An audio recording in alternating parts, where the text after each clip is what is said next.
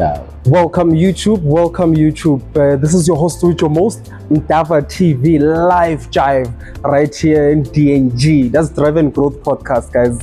We got obviously the man behind the platform, the owner, platform. You know, we got Billy Mashita with us. Obviously, has built a great TikTok page. Great following, great relationships in the industry. It's one of our best salesmen in the world. So we are here to find out more about bank finance. Obviously, we're gonna find out with today's topic whether is 7,000 in 2026 enough for you to get a bank finance car. Mr. Billy Mashita, welcome to your own show.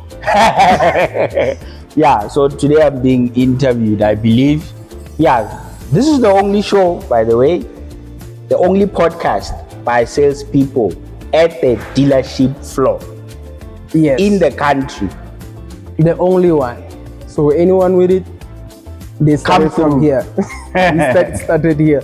So yeah, man. You know, the big question. You know, I can have a great credit score, my guy. I can pay all my bills proper, my name can be clean, I cannot be blacklisted or under debt review or anything of that sort. But what I want to find out, if let's say it's my first job, could be retail, I could have been promoted to manage, been using taxis for a while, now I need a car, my man.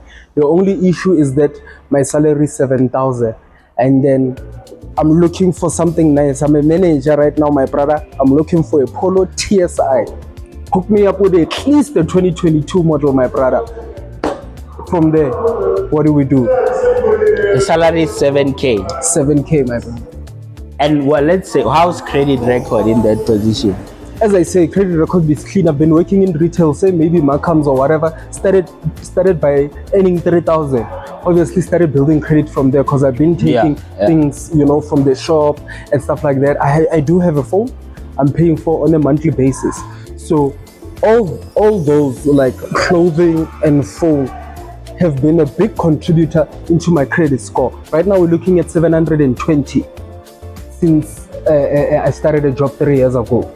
Okay. So now I've been promoted to manager because I work fantastically hard.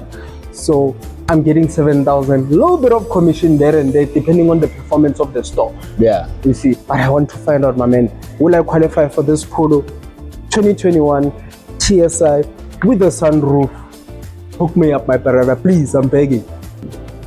7,000 rand salary 2026. Yes, a person can get a car. Definitely, that's a yes.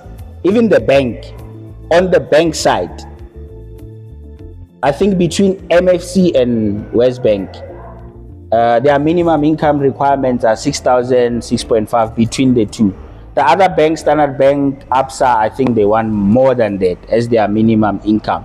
So yes, a person earning 7,000 rands can get a car. The problem in most cases is what car is it gonna be, you know? Because remember, now you also asked if you can get a TSI. Definitely not a TSI. You can get a car, not a TSI. Yeah, you're not the only one in this case. Yeah. A lot of people want cars. And people just focus on them wanting a car, you know? Yeah. They're not looking at a TSI with a sunroof. That car is expensive, you know? So yeah, a person earning 7,000 rents, they definitely cannot get a TSI. They need to look at a cheap car. Even right now where I'm standing, I'm looking at the dealership floor. Yeah. There is no car there that can necessarily accommodate. Maybe that Polo there, the 2016 Polo. Yes, sir. Let's say you get it for 120. Yes. You said excellent credit score. You can get a 2016 Polo. If you can get it for 120, 110. Will it be a TSI? No, it's not gonna be a TSI. So the TSI is out. TSI has to be out. So if it's a 2015 TSI, 2016, or do you guys have a minimum year, or is it determined by the bank that's gonna finance the car, whether the minimum year model of the car that they are allowed to finance? Say for example, like, can they finance something from 10 years ago, That's what I'm basically asking. If I want, okay, I can't afford the 2021, can I get an older one? You know TSI what? though, with a sunroof. The question you're asking me is a very good question, because a lot of people think that way. Like for the way you are thinking, oh, I can't get a 2022 TSI because of my salary, but I can go and get an old one. Yes. Because it's cheap. Now, the bank, they're looking at your salary. The bank, they also consider this person needs to pay us an installment for the next, depending on how long you're gonna keep the car. But they give you a contract for 72 months, 96 months, or 84 months. They look at the car. The car is 9 years old, 8 years old, or 10 years old. They're gonna think of it, oh, a TSI. TSI has got a turbo, by the way. Now, if a turbo breaks with your 7,000 rand salary, you're going to find yourself in a position whereby you are sitting between, should I pay for my installment or should I fix the car? You know, so the banks do consider stuff like that. An older car may score less in combination to you earning 7,000, you being a first-time buyer. That whole combination might not score you well. So on the you mentioned that say you get to a point whereby they give you hypothetically, and then now they need to consider if the turbo breaks, whether now you're going to pay installment or you're going to fix for the turbo. So what I want to find out is it possible for my insurance to cover the turbo, or would there be any mechanical warranty included for that? Hypothetically speaking, now I got the car. Like, will I have anything that will cover any damages, either mechanically or something that will, you know, put a dent in my pocket? Yeah. Do I have any safety net? With that being said. Okay, so let's start with insurance.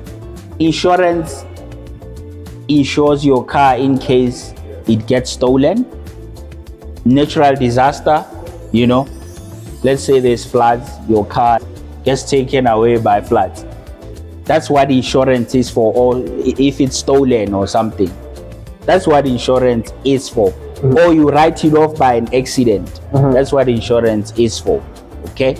Now, warranty insures the engine, the gearbox, some functions of the car, depending on what kind of a warranty it is, you know. But in most cases, the warranty protects your engine, your gearbox, the functions of the car, specifically engine, gearbox. And then that warranty, is it determined by the mileages on the car or the year model of the car? In most cases, all the cars that can be financed, they will qualify to get a warranty. But some of these warranty companies, they don't insure old car. They can't insure like let's say a 2007 car on 400,000 kilometers. They might not. Yeah. So in this case, I was asking about that car from 2015, the TSI, or 2016 TSI. Like, as I was saying, a combination of a first-time buyer with a salary of 7,000 rands, you might be declined simply because of the car you are buying and your whole situation.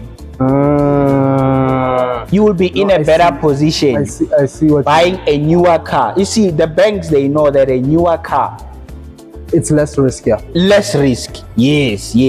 So a newer car is less risk on the bank side, because they know this car probably is manufacturer's warranty still on, service plan. They don't really look at service plan like that, but manufacturer's warranty still on, and they know this is a, let's say you are able to get yourself a Picanto 2020. It has a better chance. Let's say the Picanto 2020, that's like 4 years old. They know you will have a better chance with that car. Yes, because the car, chances are that car is not gonna break anytime soon, compared to a TSI with a turbo from 10 years ago. And considering the fact that we are first-time buyers, you are a first-time buyer, so I don't necessarily. I might be driving for years, but because of I'm driving, I'm only now responsible for the asset. So that first time, So that asset responsibility will put in effect regardless of how many years I was driving. Yes. In terms of, okay, have I taken care of car before? Look, you earning 7,000 rands. An installment of 3,000 rands, 3.5 is probably gonna be the first time you actually deal with such a big installment. Because remember, let's say you have a phone. Yes. Clothes. That's like like 700, 400. That's correct. So the bank will do their due diligence. They will make sure they check everything. All the boxes must tick. That's exactly what they are doing. Now, with the old TSR, you see now you are actually going to ruin your chances. Yes. So I don't recommend people earning 7,000 rands to buy cars. Actually, I don't. All right. Yeah. All right. And then in a case if I need it, it's not you alone. Talking about needing it, it's not you alone thinking that way.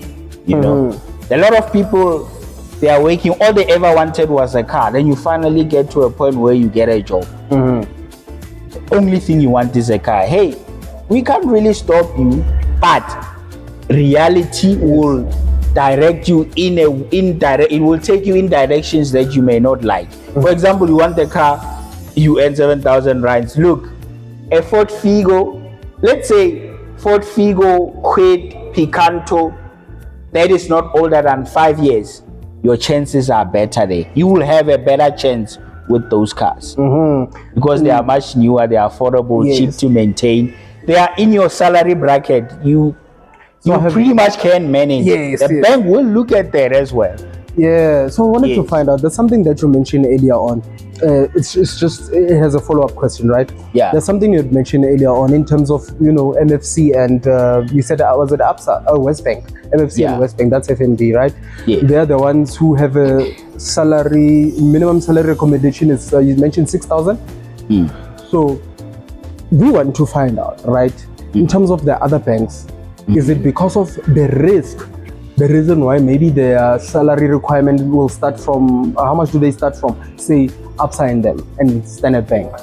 Standard Bank and Marquis. See, there's another bank called Marquis. It's a new bank. I think they started it in around, it's not 10 years old. Yes. It's called Marquis Finance. They are bringing in new things, but their minimum income requirements are much higher. I think it might be around 12. I'm saying this based on what I know, because when we submit applications, I know a 10,000 rent at Marquis won't go through. Yes. Properly, But I definitely know that West Bank and MFC, 6,000, 7,000, 8,000, they go through those ones. Yes. Definitely. All right. No, that's fantastic. Yes. So you guys heard, your Marquis, we're looking at around about 12. Absa and Standard Bank, we're probably looking at around about 9, 10, and then FNB and which is West Bank, and then Net Bank, which is MFC, we're going to be looking at a minimum of about 6.5, somewhere there.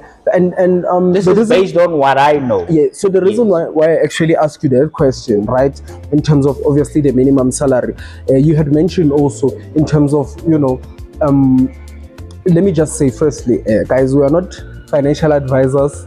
Just putting in a disclaimer, we are not financial advisors. We don't do, this is not financial advice. This is purely educational salespeople purposes. And then this is to educate you guys as well. The reason why we have a professional as well, a professional sales executive, for him to explain in detail before you purchase that car, what's going to be working out for you in terms of affordability and your credit score. So you have mentioned that if you're earning 7,000, you wouldn't recommend someone to buy a car, right? I wouldn't at all. So but they can though, they still can. So yes. So my question, which comes in into that, like, since like obviously we built a fantastic platform on TikTok, over 140,000 followers, yes. And we followed by everyone. And then what I've realized is that obviously people are also drawn into, like, there's this perception of you being honest, and then it comes off as if it's harsh to people, right? Yeah. So it comes off as if it's harsh to people. So what I want to find out is that now, because we know that salespeople traditionally, they are more persuasive. Like sales is They're about sales. Yes, it's They're about ching. That's it. It's a persuasive environment for you to actually buy. Yeah. You know. But then what I want to find out is that you being honest, aren't you maybe afraid of, you know, maybe losing customers or stuff like that?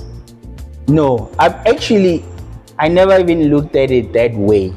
You know, I actually believe that, I'm a preacher. I believe that I'm a preacher in a way. And I happen to be I'm a preacher who happens to be selling cars. So I'm bringing the sermon in the motor industry. So whenever I'm in the front of the camera, I'm giving you the sermon of wheels. That's fantastic. That's how I see it. Yes. That's fantastic. Yes. And it was I never planned anything. I was on TikTok advertising to generate leads, obviously. But people were asking me questions, then I get their answer a question. It was just me being me.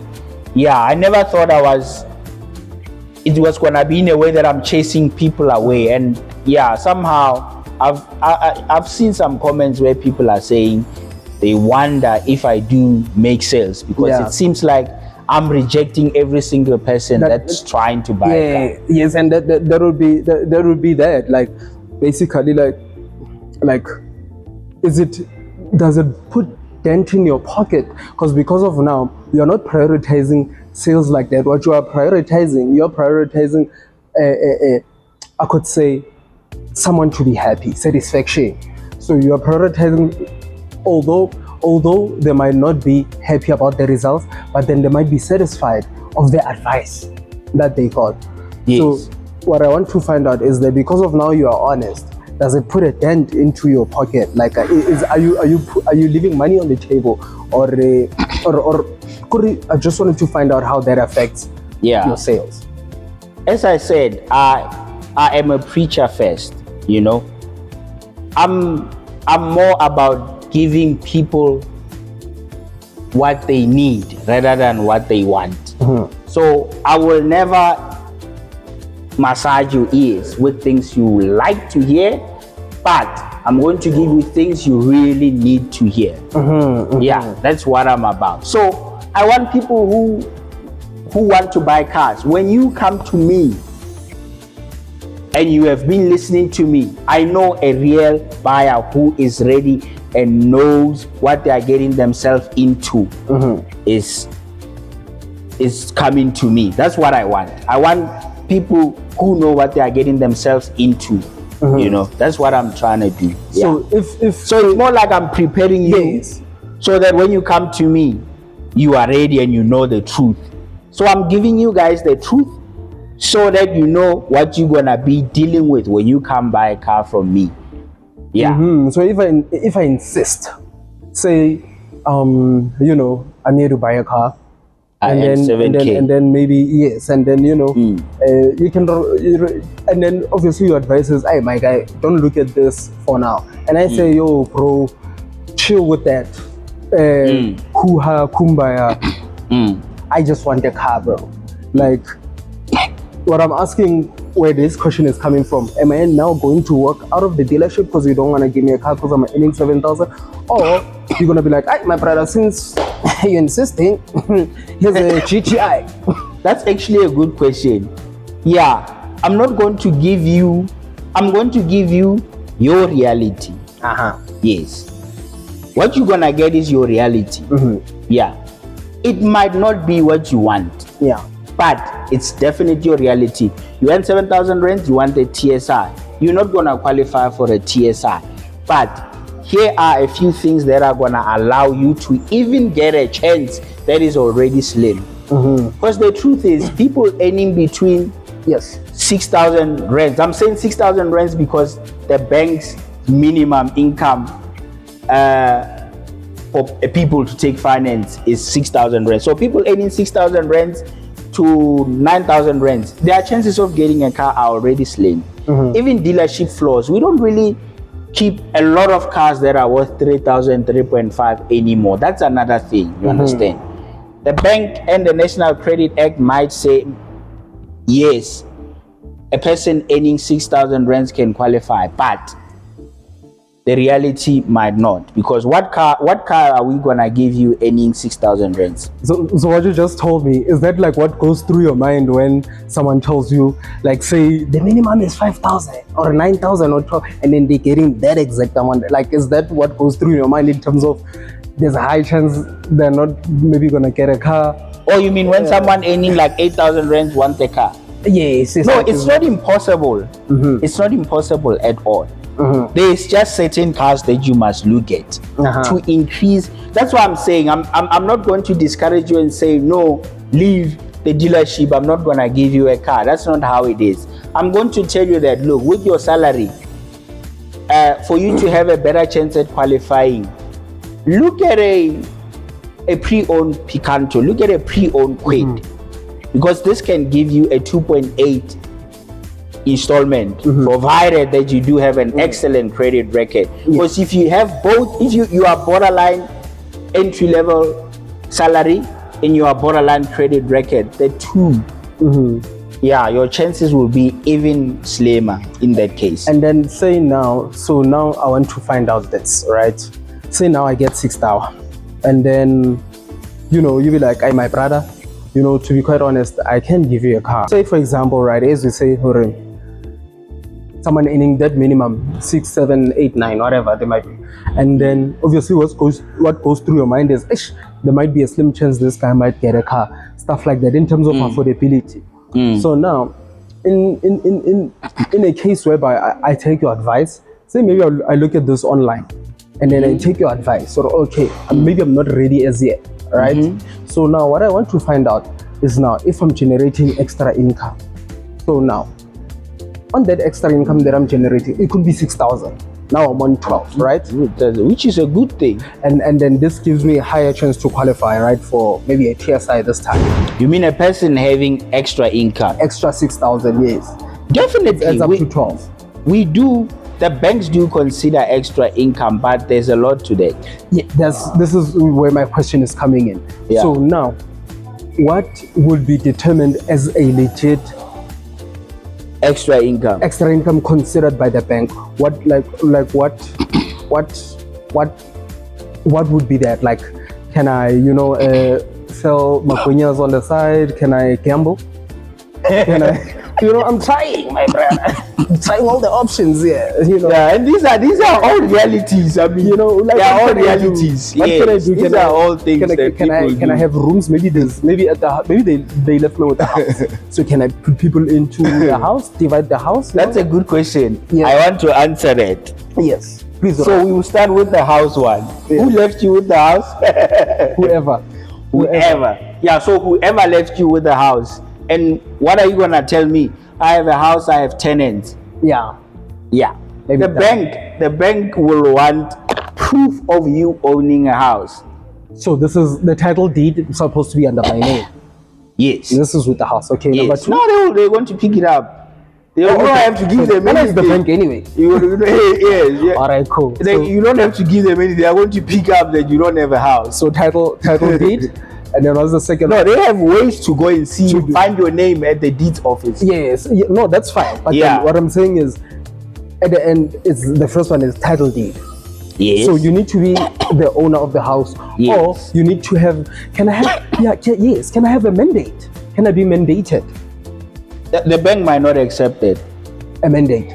Yeah, they might not accept it. And then, like, under what circumstance might that be considered? The thing is, banks are different, all of them. This one has their own criteria, that one has their own criteria. Sometimes even people in the bank may not know what's going on, but you know what, the system will tell them, oh yeah, we need proof of this. Let's say you go there on their bank system, they load, extra income from tenants. Simple, the system will want proof. If they can find it, they will find They'll just attach it. Yeah, but then if you have tenants, they want lease agreement. Simple, paper trail. The guy's lease agreement is here. His name is Bilima Shitwa. He pays into your account 2,000 rands. Yes. There's a lease, and on your side, there's a house. House exists, lease exists, a guy exists, we see money going in there. What more proof do you want? So that's an actual proof that you this extra, that's how they will validate that income. Yes, and now it goes to the mandate that I was asking about. But at least you did mention that different banks, they will need different documents. So however, West Bank might refuse, Net Bank maybe might take it. You never know. So with a mandate, the reason why they would refuse, is it mainly because of risk? Say for example, maybe they're always looking at risk. So maybe this person might come and say, hey, say tenants, ask, out of here. And then not the mandated person. Remember, you are not the owner. Now even you are, I think you are answering yourself. You see how risky it is. You're coming with a mandate. The agreement, let's say it's the cameraman. The agreement is between me and him. He gave me a mandate to list to you. He comes, he takes away the mandate. You see, you understand? Oh yes. So now my question on the mandate. The bank will look at that kind of risk. I'm not giving up on the mandate. Check this. Here's another question. I think you are trying to say, oh no, but I can bring a mandate. I'm trying. Look, the banks are systematic. Yes. You might win. You may not win. But here's the one. I want to guarantee you on the mandate. But I'm helping you guys. So now on this mandate situation, say now. How can I call it? Do we call it a? It's a what agreement? What do we call it? It's an agreement between two parties, right? Two parties. That's what I'm saying. From my side, the bank are not gonna like that. Yeah. So you are getting them involved into something they cannot validate. What are they gonna validate? Here's the question, though. Here's where I'm going with the question on that mandate situation. So this agreement is between me and you, right? And then that one is risky. There are banks who can, there are banks who won't, right? Depending on what they consider as risk. Now, say now, instead of now individual, I'm being mandated by a corporate. Like say, for example, there's a deal that I'm doing with Redefine. Tenants deal. Simple house, 3-room, whatever. Redefine finances that or whatever they do, right? And then now, I've been given a mandate for that. We could split me and Redefine, depending on whether they pay Redefine or they pay me or whatever. But what I'm saying is I'm in agreement with the corporation this time. And then we do have an agreement between each other. So now, because of now, it's a corporate company, recognized, been in business for so long. There's no scandals, depending, but there's no scandals. So in that case, hopefully, So in that case, I got that paper. I got lease agreements from tenants. Yes. And then you can see Redefined director signed here, I signed there. So in that case, I'm talking about now about the banks who don't accept mandates. So in that case, wouldn't that mitigate the risk for them? Between me and you, that will make sense to me. But I don't know about the bank. The banks, because they do business with the Redefine, right?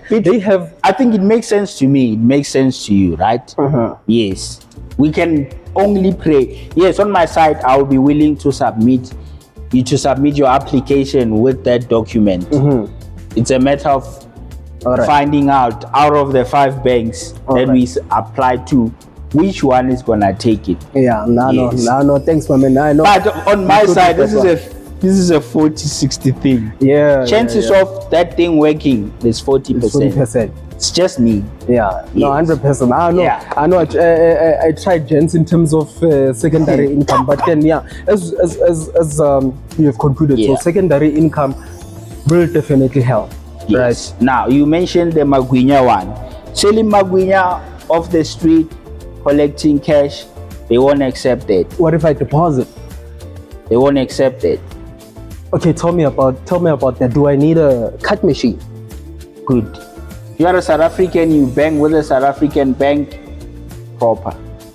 So now at least that, so oh, now I get it. So if now I'm getting cash in my business, tuck shop, whatever, and I keep depositing it into an account. They will not consider it. It's not considered because of it could come from anywhere. Drug money. Pimp. Could be a pimp. from your girls. It could be, right, it could be anything. And then let's say I'm a professional. What if I'm a professional gambler? When I mean That's already a red flag. I mean, really. Okay, like here's why I say that. You guys don't ever use gambling as a source of income in front of the bank. There's professional out there. There's professionals. Like for example, like let me make an example. There's a guy, I forgot his name. It's like also saying I'm a professional criminal. I know gambling is not a crime, but yeah, look, gambling will be looked at as a high risk kind of thing. So now, look, the reason why I'm saying I'm a professional, like that guy. I know full time. That guy, you know that guy who's a billionaire. There's a guy who's a billionaire who plays poker. So now I'm not talking about billionaire status. I'm just talking about use cash. Yeah, I'm just talking about. I am so professional. I make that 6,000 extra consistently. The past year, I've been making that. Yes, there's losses, but consistently. And then guess what? The money that I put in, let's say I put in 1,000 rand, right? Yes. I break it down. That you're making me laugh because yeah, you are putting. I understand where your logic is coming from, but look, they are going to tell you it's high risk, and then you have to get out of here. It's the bank. It's high risk. It's like saying you are a forex trader. I don't even want to go there. All right, it's legal. It's allowed. The bank is involved in it. Yes, they are not going to give you money. You saying you are a forex trader full time. Okay. The forex trading one is even much better. It's even much better because that's self-employed. The money comes from a broker straight into your account. That one is even much better because you just call yourself. Okay. Yeah. So it's a forex trader. A forex trader on your application. Rather not. I'm self-employed. Yes, I'm self-employed. I run online businesses. I think it's safe that way. So, but then but then that one, man. Like look at it this way. If I'm a stockbroker,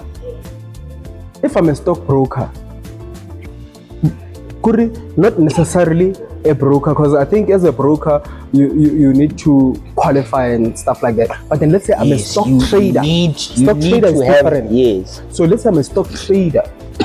Because I mean, in South Africa we know a lot of you will have certificates there and stuff, and you'll be qualified. There I can. What I'm trying to do is talk to like regular forex traders and regular hustlers out there. Yes. I'm not talking about guys at the top.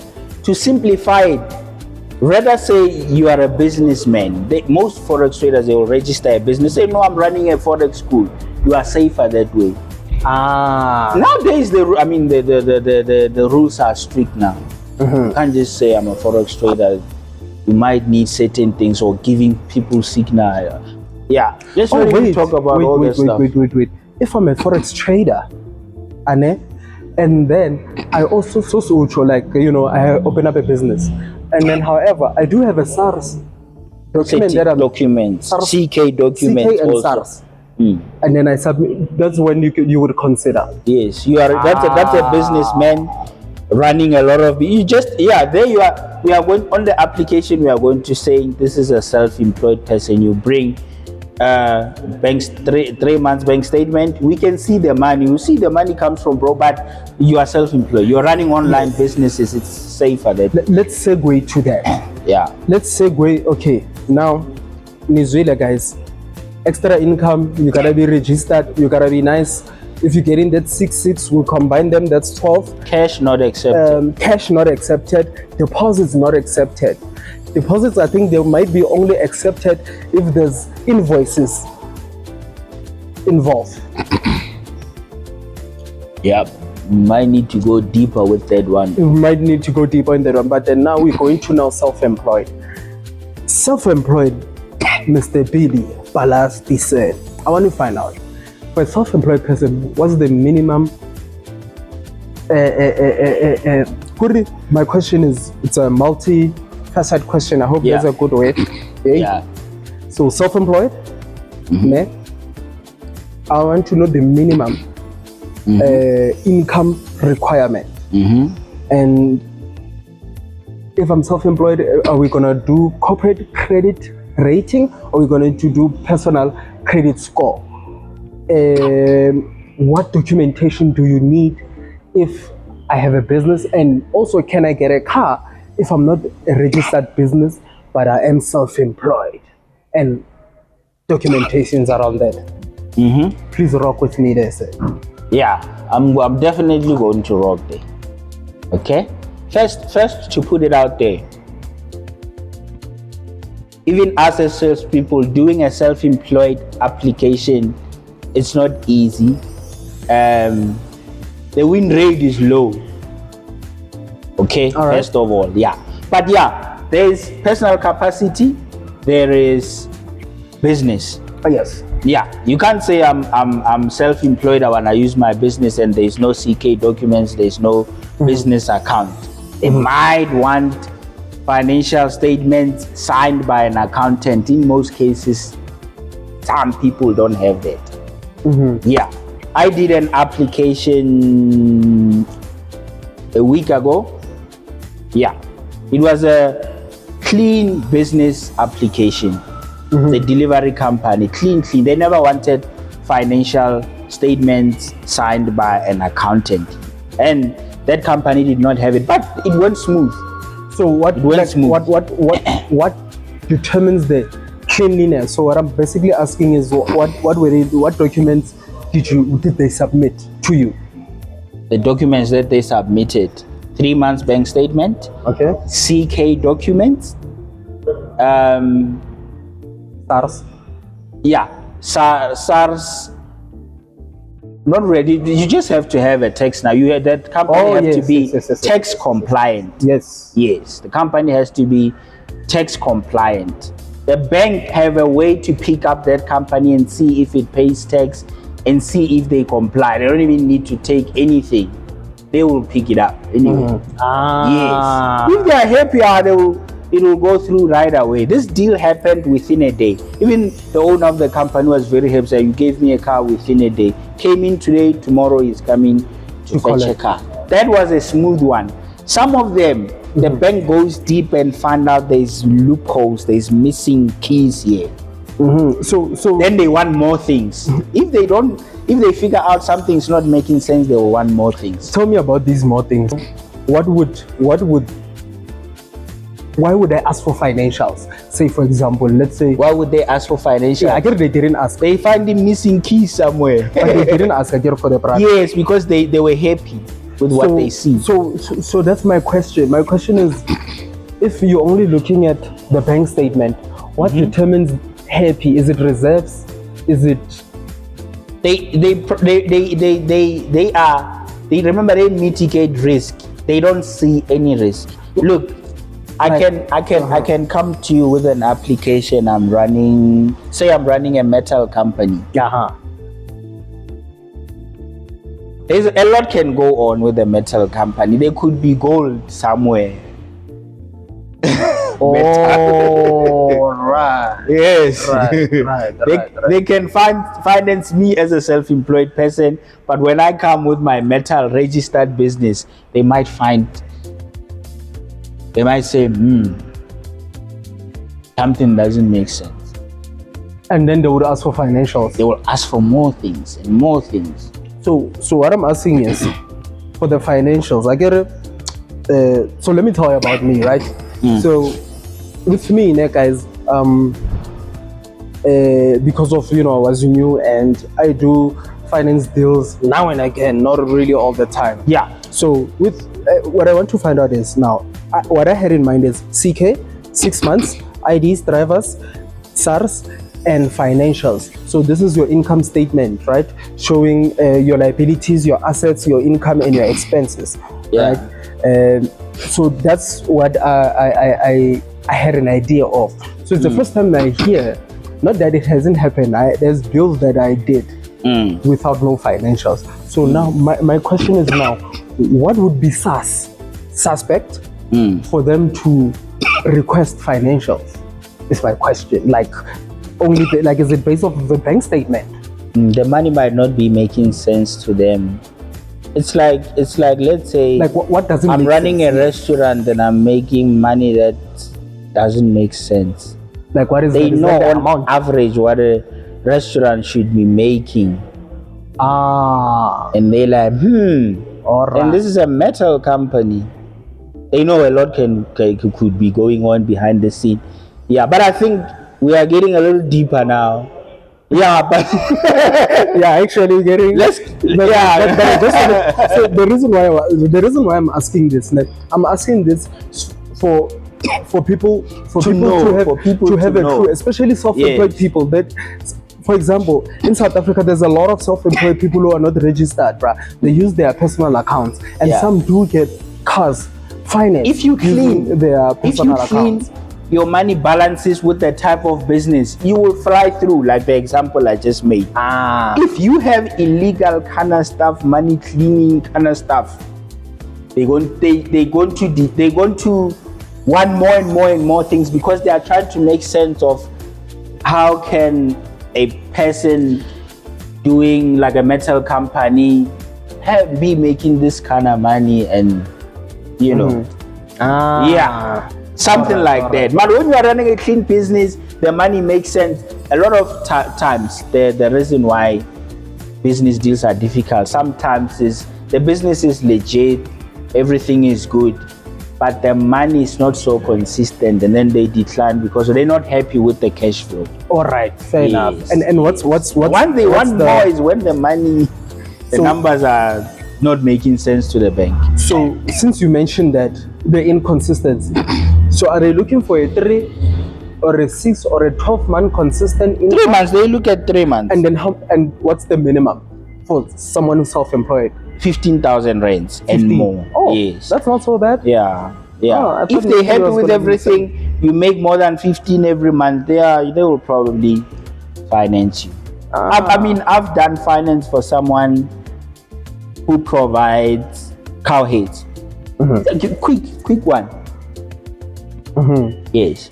But Alright. this is bank transfers. People send him money, he supplies cow heads. Very straightforward deal. Good, excellent record, boom. Flew through the bank. Registered business? Nothing. No registered business. Oh, So you don't need personal capacity. you don't need a registered business. Yes, self-employed, personal capacity. As long as money is Fantastic. coming in, they are happy with it. Boom, you will make it through. Yeah. Yeah. Most of the time, the reason they decline is when the money has when they're not happy with cash flow. If cash flow is there, you are clean, they will approve. Dope, man. And it told me just I had actually questions from TikTok. So there's what I did is that prior to the interview, what we did, we compiled questions from TikTok. So these questions, actually, it's questions from comments, right? It's just maybe 3 or 4 questions. Funny enough, some of them we just spoke about them. Yeah, as we went through. Okay. I just want to pull them out real quickly now, just for us to go through these questions. Yeah. All right. So guys, I got questions here from TikTok. To you, Mr. Balasti. So people wanna know, my man. So people wanna know, right? It's like, I mean, since you position yourself like as a big brother, like, do people actually wanna hear the truth, or they're just looking for validation? Do people want to hear the truth? Maybe people do want to hear the truth, but I don't think people want to hear the harsh truth. Yeah. So people don't want to hear the harsh truth, but the harsh truth is good. I believe the harsh truth is good because it might be something you need. Yes. And I'm about what people need in most cases. That's what I'm about. I like that, man. That's that's authenticity.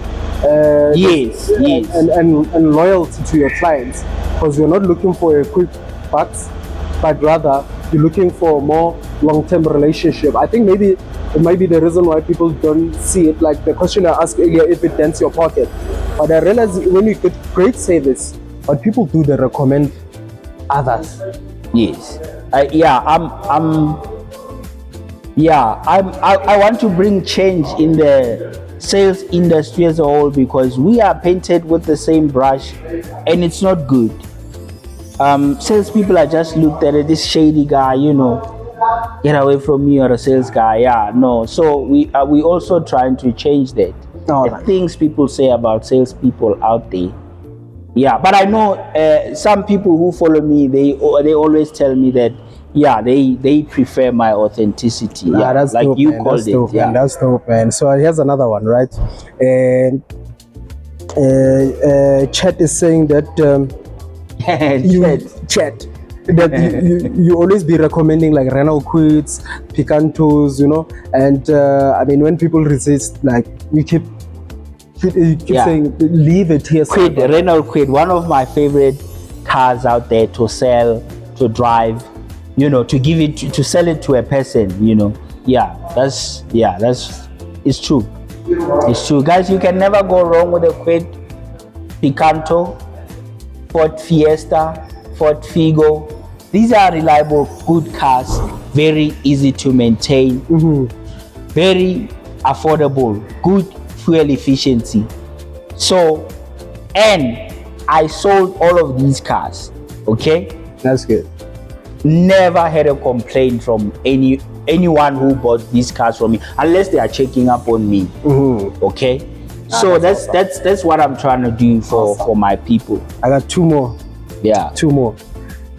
So Chat is saying here, what is being blunt, honest, and unfiltered cost you personally or professionally?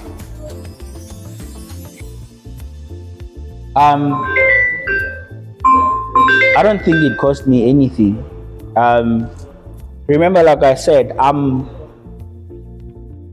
more about giving the truth and preaching the truth. Like I said, I'm the preacher from the showroom. I give sermon of wheels. That's what I'm about. I'm willing to lose. In that process, I can lose a person who thinks I don't want to help them. You know, who thinks I don't want to help them? Yeah, because I gave them what they need to hear rather than what they want to hear, you know. So some of those people, their interpretation of the truth might come off as if it's a denial. Yes. A person might feel otherwise when they are sitting at home. All right. Yes. Some things may touch the nerve in a way. I mean no harm. I always say this. I mean no harm, guys, when I say a person does not qualify, or a person should wait, or a person shouldn't buy a car now. Yes. But I can't stop you. And I won't say I won't sell you a car because I think you are being unrealistic or you are being too ambitious. No. I'm just gonna give you advice, and if you insist, I sell you a car. Oh, fantastic. Yes. Last one. This one is from me. This one is from me. Last one. Chat. This one is from you. Chat is saying, no stress. Chat.